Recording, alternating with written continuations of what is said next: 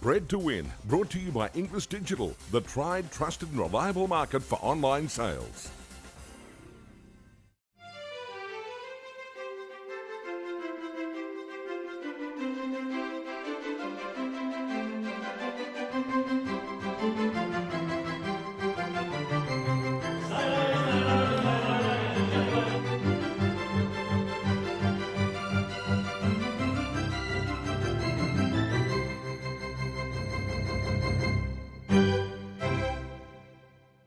Hello, I'm Caroline Searcy. Welcome to the final Bred to Win for 2021. Coming up, the backstories to Victoria Derby Day and from the $7.5 million Golden Eagle at Rosehill. A review of another record-breaking Inglis Ready to race sale with James Price. And Harry Bailey with a legendary jump star in Arrowfield Studs Horse Who Made You Love Racing. First, though, another huge week of spring racing in our Aushorse news.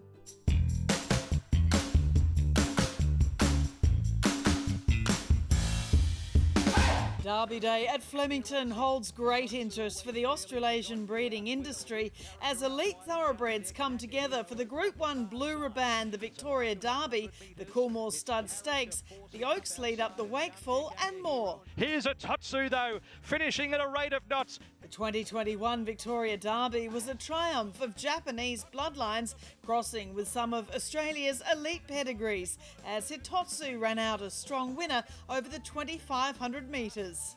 By six-time Group 1 winner in Japan and Hong Kong, the beast from the East, Morris, the Arrowfield stud-bred colt, bears a remarkable resemblance to his sire, while his dam sire is the late champion Australian stallion Redout's Choice. Hitotsu's dam, Love Is Fickle, is a half-sister to Love Conquers All and She's Meaner. He was sold for $100,000 by Arrowfield at the 2020 Magic Millions yearling sale to trainer Wendy Kelly.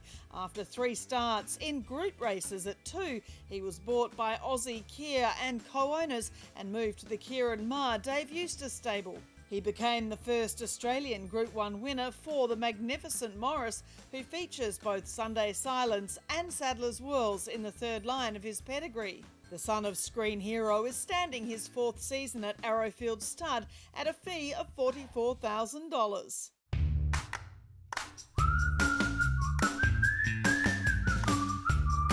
Home Affairs went for home at the 150, 4 lengths in front. The English graduate of the week is undoubtedly the Coolmore race son of I Am Invincible, Home Affairs, winning the Group 1 Coolmore Stud Stakes in dominant style from the English Premier yearling sale topper Bruckner. In a power ownership group, Coolmore is supported by Derek Smith, the Huddies, Chris Waller, Deb Capetis and John Ingham, Sir Peter Vella and more. And Home Affairs was bought through the virtual 2020 English Easter yearling sale from Torreyburn Stud. The Cornish family bought his dam Miss Interiors for $625,000 at the 2017 English Chairman's sale, and she's seen here with Home Affairs as a foal at foot. The Torreyburn team thought so highly of him, his photo even adorns their farm horse truck. By Danehill's Golden Slipper winner Flying Spur and half-sister to Russian Revolution, Miss Interiors last year foaled a colt by Done Deal, while her $1 million 2021 English Easter yearling by Capitalist, seen here in our Easter preview, is now named Wilbury and will have his first start for James Harron in the Maribyrnong Plate on Melbourne Cup Day. A half-brother Asa ran second in Ole Kirk's Caulfield Guineas, and Home Affairs was the 10th Group 1 winner for his sire I Am Invincible, who stands this season at Yarraman Park at a fee of $220,000. Mystic Journey and Colette drives through. Godolphin and the Darley Stud Empire celebrated the homebred success of Colette in the Group 1 Empire Rose Stakes for mares. Colette won the Golden Eagle on this day last year, and the former ATC Oaks winner now boasts incredible earnings of over $5.8 million. She's more than a half relation to Chairman's Handicap winner Metastasio, who's by Street Cry, with Colette a granddaughter of his son Street Sense. Her sire, Hallowed Crown, began his career at Darley Stud, but now stands at Ollie Tate's Twin Hill Stud near Cootamundra in southwestern New South Wales, while the runner-up Mystic Journey is by Hallowed Crown's half-brother Needs Further. both from the Golden Slipper runner-up Crown Glory. James Cummings and the Godolphin Blue were also successful in the Oaks lead-up the Group 2 Wakeful Stakes with Willowy. The filly is by Kermadec, a Doncaster and George Main stakes-winning son of Galileo's Teofilo. Her Dam Dexterous, a Sandown Guineas winner, has also produced Sidestep, the sire of Golden Slipper winner Kiamichi, as well as throwing Group 1 winner Skilled and Group 2 winner and sire Ambidexter. The family descends from Gunsin's daughter Ammo Girl, Dam of the Champion, and great broodmare influence Emancipation. The third Group 1 on Derby Day, the Cantala Stakes over the mile, was another Bob Peters Western Australian triumph as Superstorm became his late sire Sebring's 7th Group 1 winner. Superstorm is from Peter's incredible producing mare Stormy Nova, a 4-time stakes winner herself, and dam of 3 other stakes winners, Mickey Moto, Cosmic Storm and Royal Command. I'm thunderstruck, went boom over the top. At Rosehill Gardens in Sydney, the $7.5 million Golden Eagle was won by the son of Melbourne Cup winner Shocking I'm Thunderstruck. The Toorak Handicap winner for OTI Racing scored his 6th win in 9 starts and now has earnings of over $5 million. The other big prize money offerings at Rose Hill included Everest runner-up Eduardo's success in the Classique Legend Stakes, beating home another 5 Everest runners in the $1 million event. So You Think It Over earned a $1 million bonus as he took out the Rose Hill Gold Cup after winning the Hill Stakes and Craven Plate. And Seamus Award with the Melbourne Cup favourite Incentivise had another big payday thanks to Kiss Sum's win in the $700,000 Four Pillars. Speaking of the Melbourne Cup, on the eve of the great race, on pedigree Geelong Cup winner Tralee Rose has as good a chance as any. By Tavistock, a sprinting son of Montjeu, but by the Prix de l'Arc de Triomphe winner and sire of 2012 Cup victor Green Moon. The Saddler's Wells line features in the sire lines of recent Cup winners Twilight Payment, Cross Counter and Rekindling, while Tralee Rose's dam sire Zabeel has fathered Melbourne Cup winners Efficient and Jezebel. The 5-year-old mare's head and big nostrils are similar to other Melbourne Cup winning mares, Empire Rose and Jezebel. Good luck to all the runners and with your selections. To the Australian sires lists after Derby Day, and as of Sunday, Nakoni, sire of Nature Strip, still leads the general sires table with earnings of $8.4 million. Seamus Award is second with just over $6 million, ahead of Snitzel, I Am Invincible and Shocking. Queensland Stallions are 1-2 in the early first season sires by earnings, with the Nolan family's Raheen Studs, son of Fastnet Rock, Heroic Valour, in front of Aquas Farms, The Mission, then Minari, Merchant Navy and Sapedo. And following the Derby success of Hitotsu, Arrowfield studs Morris, Leeds, Capitalist and Flying Artie in the second season sires list, with Tavachi and Star Turn rounding out the top 5. Reduced Choice leads in Costa del Lago by $3.5 million in the Broodmare sire title. The Inglis online digital platform has sold another mare with an outstanding pedigree in Sunday Legend, the full sister to More Joyous, who was snapped up by Yulong Farm for $320,000 and who'll visit champion sire Written Tycoon at their Victorian base this season.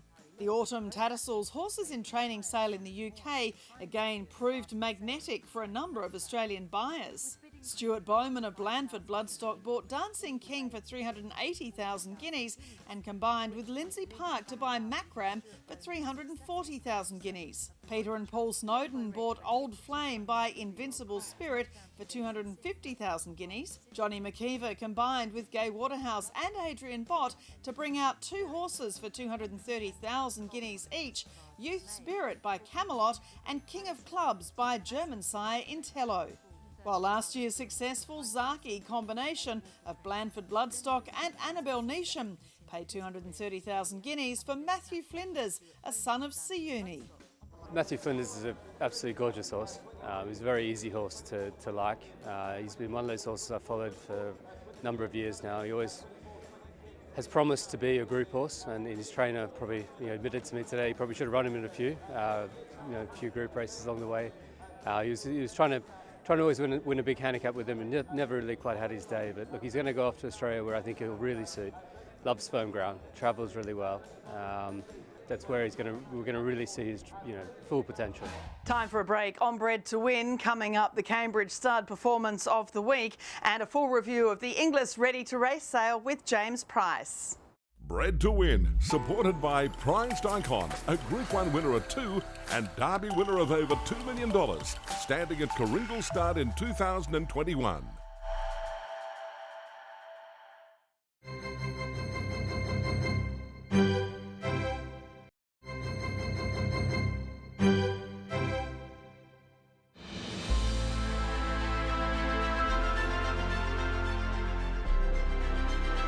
Aushorse over on the far side is lifting. Just Incanto's running on. Aushorse at the 50. Cambridge Stud Performance of the Week came in the Group 2 feature open sprint on Victoria Derby Day, the Linlithgow Stakes. Now an 8-year-old Just Incanto showed the great improvement in the sons and daughters of the son of Street Cry per Incanto as they mature. Just Incanto was a $6,000 NZ buy on Gavel House, and his dam is a full sister to 1998 New Zealand Derby winner So Casual. Just Incanto's sire, the stunning Per Incanto, stands for $25,000 NZ and has recently been represented by Group 1 winners Bonham and Shadows Cast, as well as Everest runner Lost and Running. The Inglis Ready to Race sale of 2-year-olds again broke records despite the COVID restrictions that prevented many regional, interstate and international buyers attending. The vendors did a great amount of work in showing so much information for every lot going through the sale, and the buyers did their homework well, with the average, median and clearance rates all up on last year.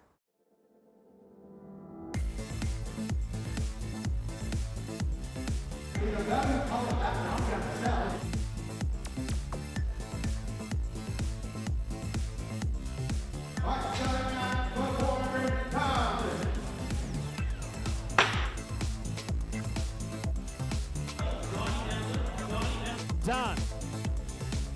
320,000.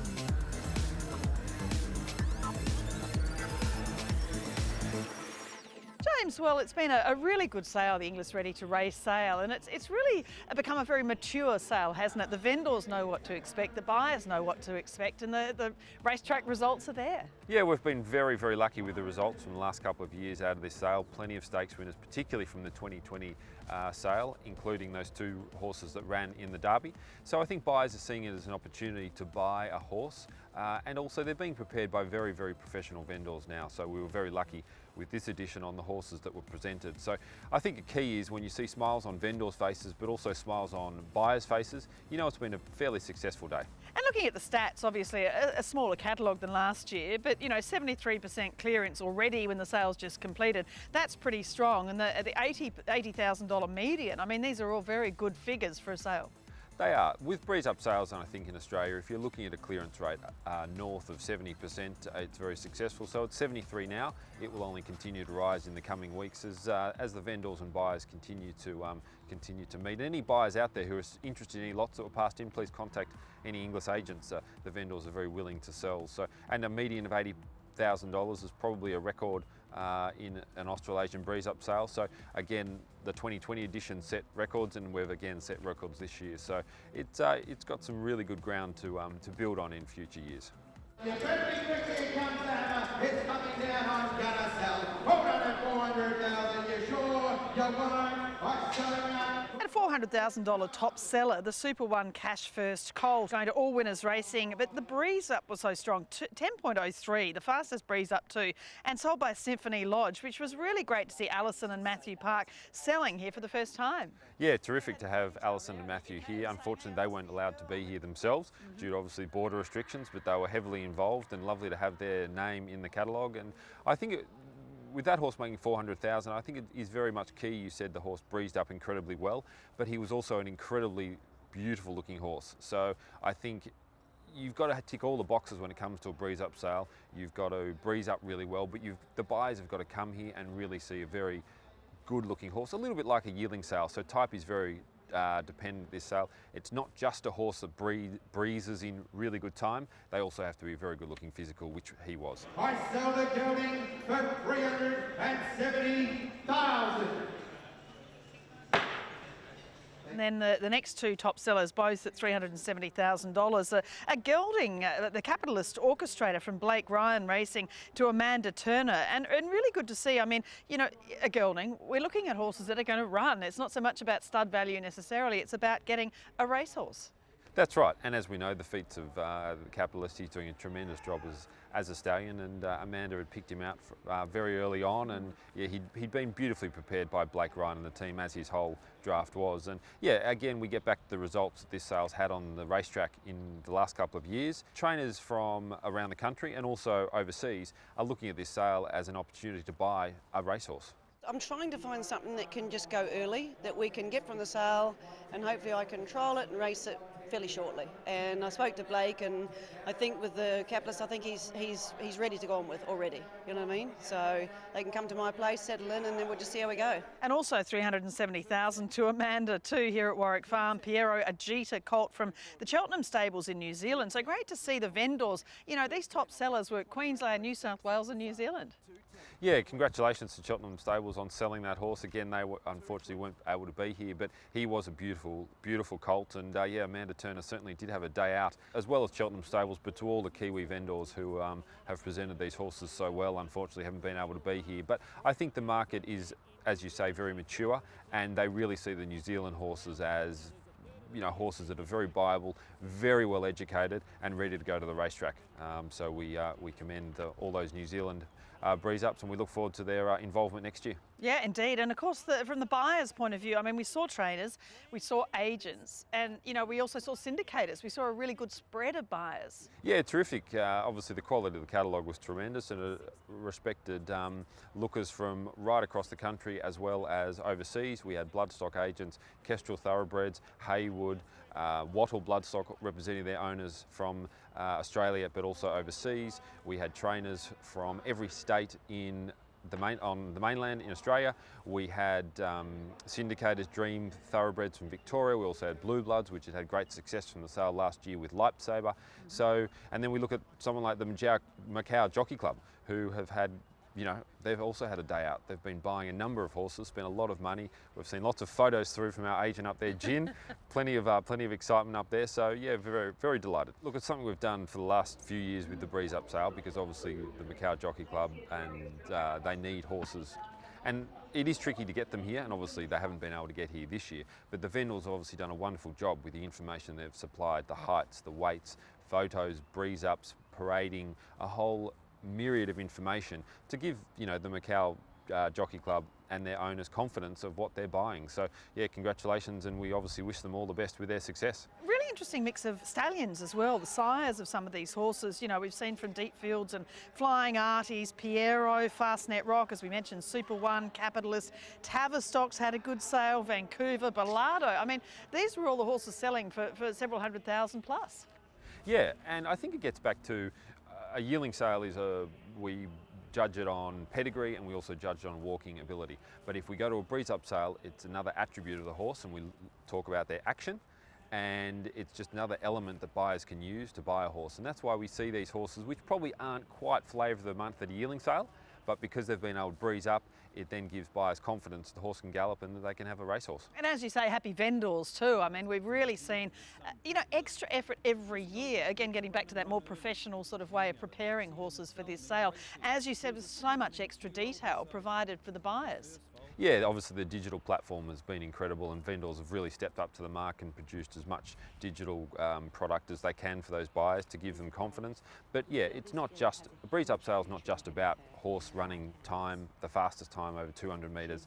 It's how the horse presents. They have breezed up about 6 weeks ago. They've gone back, they've had a small spell, and it's about preparing them for a sale. Because again, people, like a yearling sale, buyers want to see a good looking animal with good condition. They don't want to see, you know, a really racy horse. They want to see, buyers want to see something they can work with, something with good natural muscle, a good coat, something that fills the eye. So yeah, huge congratulations to the vendors, and we hope obviously we get more stakes success out of the sale, and they return next year. I think there's a real transparency between the vendor and the buyer these days. there's not sort of a wall between vendor and buyer like there may have been sort of 5-10 years ago with a breeze up, and you know, what are the issues of the horse, why are they breezing this horse, what are we trying to hide? But there's very much a transparency. Buyers are going to vendors, and vendors that they know, and talking to them about each horse specifically. Can it go on, or does it need a spell? Are the x-rays, you know, does it need a bit of time to develop? So, and I think we see that in the results of, you know, farms like the Kiwi vendors, farms like Blake Ryan. They've been in the breeze up game for many, many years, and there's a real relationship, a real trust and honesty that comes with it, and you see that out in the results. Most definitely, and just again a great reaction to the online coverage. I mean, it is for a lot of people still in the COVID era an online sale. Effectively, they can't get here, and I thoroughly enjoyed hosting it with Caitlin Mallion. She was fantastic. She's right across the way those horses are moving in the breeze ups, and who's riding them and how they're being sort of, you know, galloped, but also you know, just getting the viewers from right around the world. Yeah, it's tremendous. Tremendous that everyone can be involved in the breeze up sale, and as you said, you've had a wonderful time, and being here on the ground, this is the best feel I've had at a breeze up sale my entire career. Obviously been away from Inglis for a few years, but in my time previously with Inglis, breeze up sales always sort of had an awkwardness, and it was always hard to get it going. But from the first lot in the ring today, it really felt good. Vendors were happy, buyers were getting what they wanted, smiles on people's faces, a really good feel. So we can't wait for the 2022 edition, and hope it can only grow, and we're sure it will.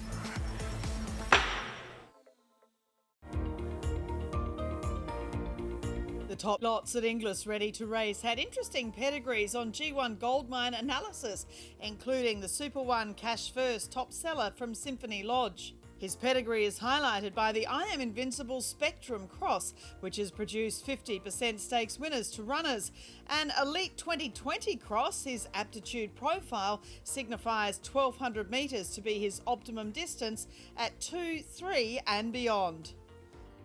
The Piero Agita colt, Lot 115, which sold for $370,000 to Amanda Turner from New Zealand vendor Cheltenham Stables, was also a 2020 match. The Piero Danehill Cross is responsible for 6 Group 1 winners, including Arcadia Queen, Shadow Hero, Pirata and more. While 1,200 metres appears his best distance at 2, 1,400 at 3, this horse is expected to excel at 4 and above around the 1,400 metre trip. And the $340,000 buy for Trilogy Racing from Nolan Racing, the Fastnet Rock Anata Lady colt, is bred on the Fastnet El Moxie Cross, which has already produced 1,000 Guineas winner Amicus amongst 9% stakes winners to runners. His aptitude profile shows expected ability at 2 over 1,200 metres, but excelling at the mile and 2,000 metres at 4 and beyond. A big thank you to Matthew Ennis and the G1 Goldmine team for supporting Bred to Win this year. From this weekend, the team is extending its analysis into key races around the world, which members can download, helping with everything from 2-year-old races through to the staying contests. A great sale, and I can't wait to see these graduates going on to the same group-winning success as the crop of 2020. Coming up after the break on Bred to Win, from our highly valued major sponsor Inglis, Harry Bailey with a great story in Arrowfield Studs Horsey made you love racing. Bred to Win, supported by Hanover Lodge, preparing the elite racehorse.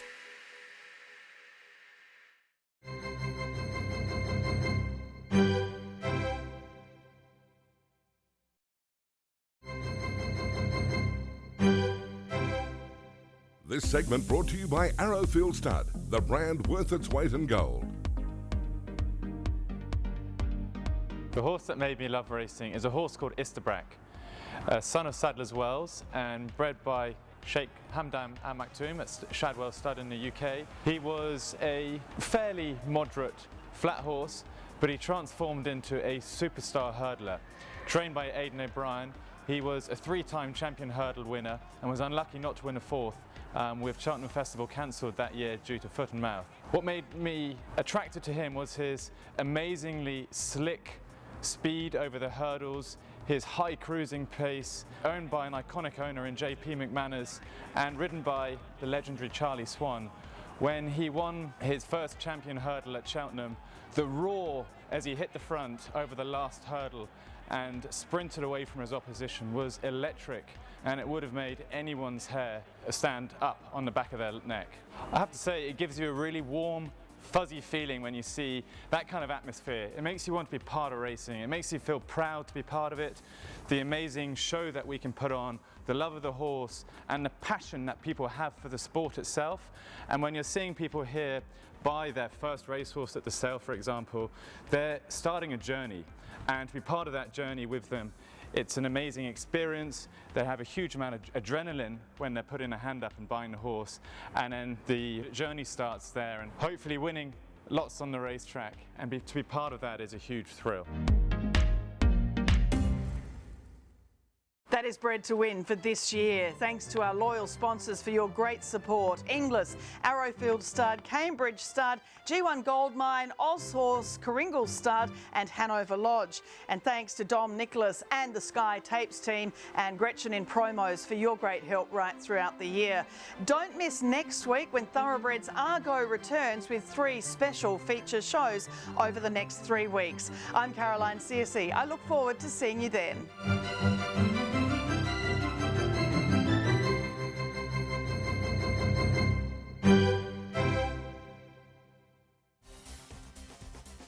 Bred to Win, brought to you by Inglis Digital, the tried, trusted and reliable market for online sales.